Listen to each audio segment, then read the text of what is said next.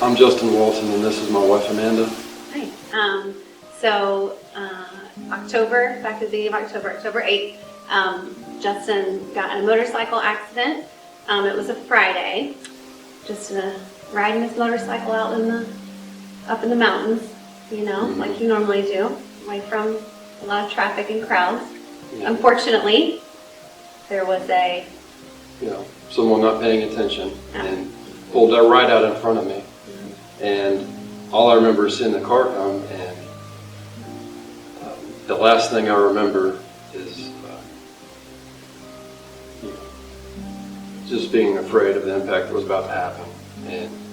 And then after that, someone had my phone and asked me my wife's name. So there's not really a lot of memory from my end from that day, because they did have me heavily sedated after that.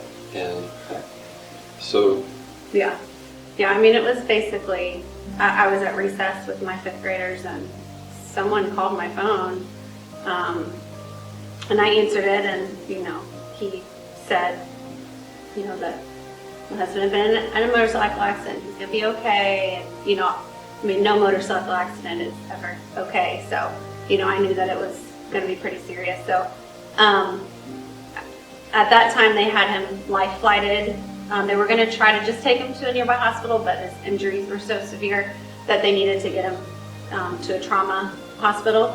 So they had him life flighted, and I'm just basically driving my car all around, just trying to figure out where they're going to be taking him. And but eventually, we made it up to Keystone, and that's when kind of, I was able to call. I could only be there by myself. So that's another thing that was really challenging, because it was obviously, COVID, everything was shut down. So it was just me in the hospital pretty much the whole day, waiting on surgeries and doctors and updates and stuff. So there was a lot of needs there, since I wasn't able to be with my family for a lot of the time. I was in and out of the hospital.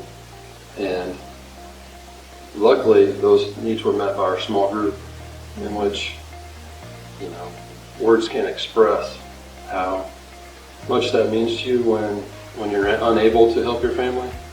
And it's just, you can't describe how much you appreciate people spending their time to help you, and they'll never be forgotten. And you don't really know how much you need that until you're in that position that you can't do anything for your family. And that's when you realize how blessed we were to be in a small group that was able to fill those needs, and will forever be, appreciative of that. It is definitely comforting, and I don't know, comforting, I feel like it's kind of an overused word, but like you have like a belonging.